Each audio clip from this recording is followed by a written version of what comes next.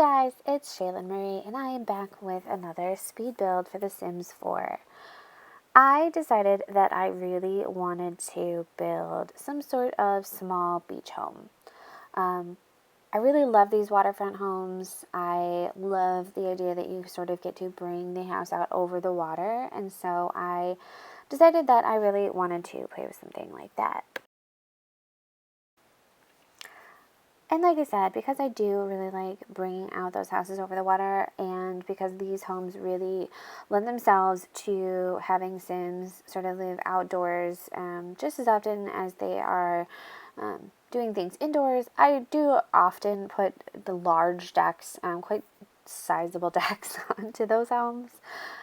Just because, it's really easy to do sort of that indoor-outdoor living in this space and in this world. I almost always center those glass doors, and so I just widened the house a little bit to make some space so that I could use those sliding glass doors. Those are some of my favorite doors. I use them definitely in all my island builds, but a lot of times I blend those sliding glass doors with a lot of parenthood items and like laundry day items. Things that really make stuff look homey and cozy and comfortable, because I just find that those sliding glass doors look so much like sliding glass doors that you see in very traditional homes, very modern homes. I think that they're really versatile. One of my favorite doors. I used these from Spa Day. I just thought it would look really cool if they sort of had this little wall of candles. Unfortunately, those candles don't provide a ton of light or any light at all. But as a decorative piece, I think they look really cute. I played with this little sofa outdoors for a while, as well as that fireplace that looks sort of like an outdoor cooking area. I did have to bring it out from under the awning, because it wouldn't really be safe, and also because it's so tall that I wasn't quite sure what I was going to do with the roof yet. Roofs are often one of the last features that I add to a house, so I played around instead with putting the table under the awning so that even if there was inclement weather, the Sims could still enjoy sort of that outdoor space. I then moved inside. I go inside and outside quite a bit throughout this build. I think I do that in a lot of my builds as I run into things that I like and I want to find a place for. I will just dart to that place in the house and in the build and start placing those items. I love these cushions. I think they're very realistic for outdoor builds. I do end up sizing up that block because in order to have that little lantern sit on it, it has to be sized up so it doesn't look like it's just floating there. So I sized that back up and then put everything on top of it. I really had a hard time deciding exactly where to put the kitchen. I think I ended up with it in a few different places before I settled here. I may have deleted that footage just because it was really boring watching me try and fit kitchen things into random spaces in the home. Not a large kitchen, but because there's that outdoor space and because I do later on add a fire outside, almost right off the front porch area, chances are if the weather's nice, people are not going to be spending a ton of time in the house, and so I didn't really want to spend a ton of time building a massive kitchen. I do try to add a lot of greenery, sort of to mimic the environment outdoors the home is placed in. I do end up doing a lot of landscaping at the front of the home to make the house look like it blends in a little bit more, not necessarily like it's such new construction. I do end up using a lot of these very wooden elements. I just like how they look. I think that they blend with the island stuff that we got in those packs really nicely, and I just like all the different sort of wood tones that kind of almost match but also sort of look like the person has just sort of accumulated them over time. Like they have a certain wood tone that they like, and so that's what they gravitate toward when they are thrifting or looking for furniture. And so I didn't really want it to be super matchy-matchy, but I did want to make sure that it looked like the same person had chosen all of the various pieces. once again, just adding some clutter to shelving. I thought creating a little corner area was a good use of space here. With the idea that maybe the person could use this as a pantry of sorts, or could just sort of store little elements and little pieces. I spent a lot of time filling these shelves to make it look realistic, because it is a fairly small home and it doesn't have a ton of storage, I guess you'd say. So I do spend a lot of time trying to build some clutter on the shelves to make it look like someone actually does use those shelves to store things. Even if Sims doesn't necessarily have a ton of items that naturally fit on those shelves, which is really unfortunate, because especially these shelves in white, I love them. I love them so much.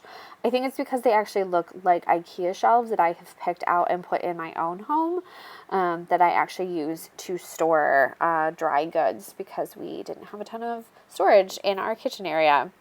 The stuff that is against that wall, those like surfboards or whatever they are, I really like them, but they don't stay there, and I don't remember if I actually just deleted them altogether.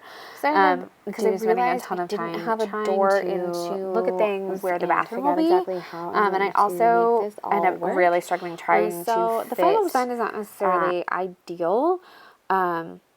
But I think it's fine for the number of Sims that would live in the house designed this way. And if you wanted to download this from the gallery and remodel it to add an additional bedroom or a second floor to the home, if you want to expand the home size, obviously this design could be really thought. And instead of that bathroom, that could be where the staircase is, and then that would very easily be just a hallway that could be walked through to get to the bedroom, instead of having to walk through the bathroom.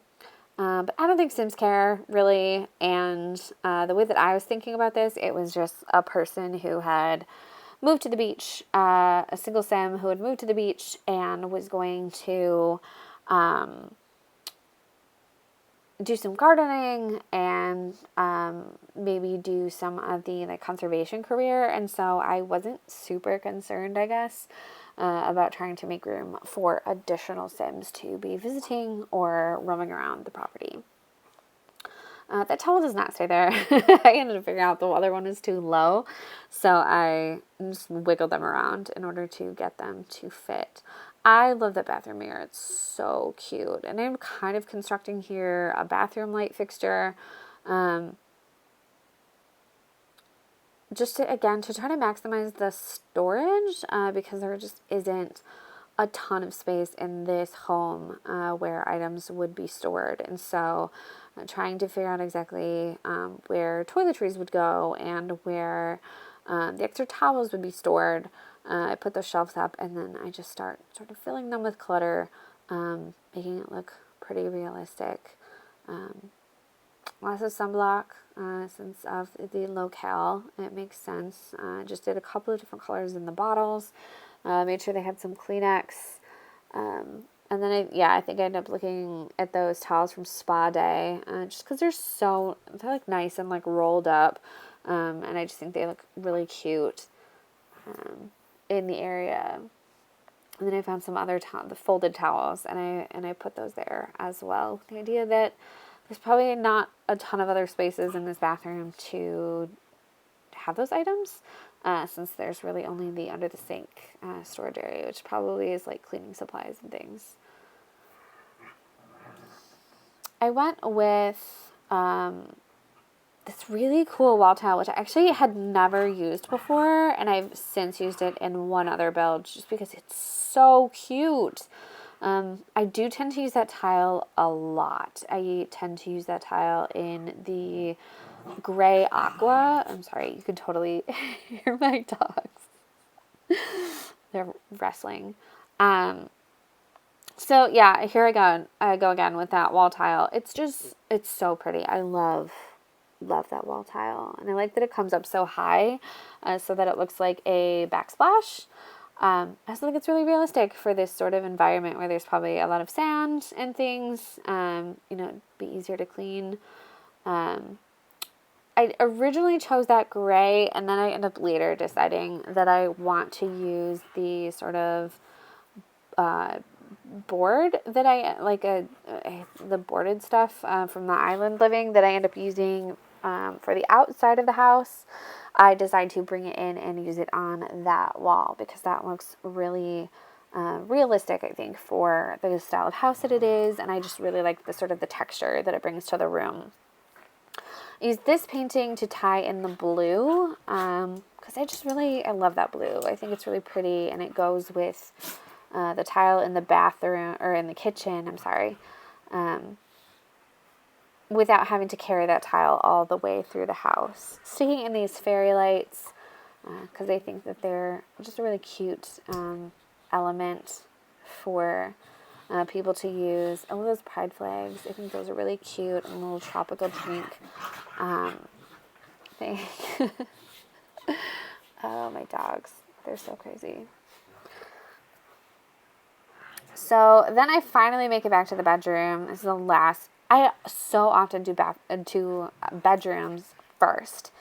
And for some reason, this one waited until the very last. I think just because I had no idea what I wanted to do with it. And there was at least sort of the, filling the shelves with clutter and other kinds of things that were so clear in my head about what I wanted to do. And I just struggled with the bedroom. So I end up saving this for last. But I very quickly, once I picked this wall color, recalled that Discovery University had this really awesome art piece. And then I start placing, not those paintings, but I start placing other paintings on the shelf to sort of make this look like a home where maybe an artist lives or something. I really thought that the variety of art maybe looked like little art projects that this person had attempted to do. Maybe a photograph of a loved one, although it ends up doing something weird, and so I end up moving it over later. Maybe some postcards, depending on the size of the item. Just, again, cluttering up those shelves with some things, but trying to do it in a way that it makes it look like perhaps this person has a collection of sorts or is an artist themselves. And again, that orange color just really sort of set the whole thing off because I was able to use really bright bedside table. I love using the ones with the suitcases. I got to use this cool Parenthood mirror in an orange. And then I got to use this really bright rug from one of the stuff packs.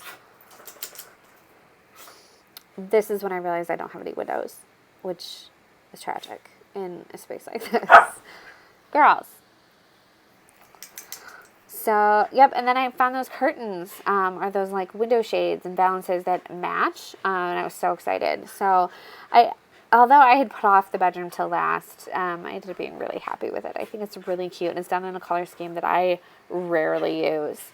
Bedrooms tend to be often done in The Sims in like gray and white, or browns, or some of the purples that I think we got in Parenthood. There's like a brown purple, and it's like a really cool tone sort of color scheme, and I think it's really gorgeous. I'm going to end up using that one a lot. Trying to make sure that we end up with some of the water elements because this is island living, but they were doing weird stuff, so I ended up playing with them for a little bit, trying to make them actually fit into the space. I did them all in colors of orange. I guess I was still going on that inspiration from the bedroom and just choosing things in really bright colors. Oh, and then I added in some laundry day things so that if the person was interested in doing laundry, they could. Unfortunately, what I did forget was a laundry basket, but I think that there's definitely enough space in the bedroom where that could be added if you download this from the gallery. I just, until I was watching this back, completely forgot that I had not used a laundry basket. But it does have the laundry day stuff with the clothesline, so that could be done. At a fire to make sure that there's sort of a fire pit for them to use if they wanted to. I spent a lot of time looking at all of the outdoor things, trying to decide what exactly I want them to do. And then finally, the roof. I really struggle with roofs, especially on these island houses, because I don't want them to look so stark and so traditional. But I also, obviously, there needs to be a roof. So I really have a hard time with them. And I don't know that I'm ultimately super thrilled with the roof, but I do like the color of it, and I really end up loving the way that the external of the house comes out. I think it's really cute. I tested that out. I don't know why. I knew exactly what I was looking for. I knew that I was going for those boards from Island Living. Not that color necessarily, but I knew that I was looking for that boarded look. Because I just think it's so perfect for that pack. Yep, and then I end up using that for that internal wall as well. Because I just think it's super cute and really realistic, especially for like a beach house. I just used some wood outdoors for the planking for the deck and the porch, just to kind of make sure that everything ties together really nicely. It isn't necessarily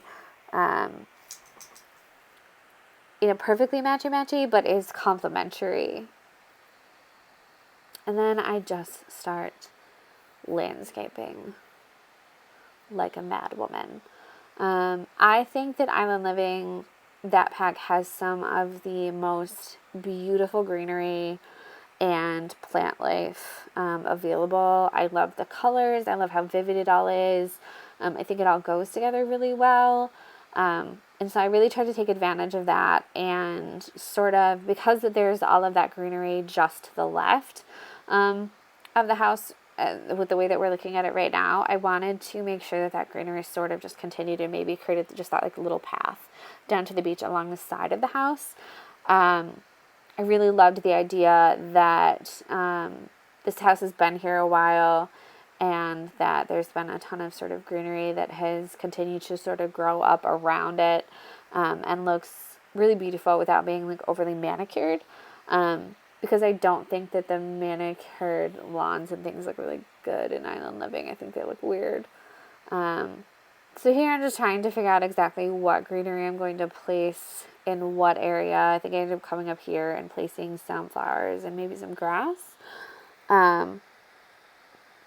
Trying to make it fit. I really should have done all of this before I raised the house up, because the landscaping is so hard, because the greenery wants to snap up to the grid on the level of where the house is, instead of staying on the ground where greenery would actually be. And so I sometimes find it maddening, but I always raise my houses up, and then I don't want to put them down. I don't know why I don't put them down. I could have saved myself a lot of problems. But I end up with a lot of floating plants for a little bit, and then getting really tired of it, and then just moving everything over. So the front of the house, super packed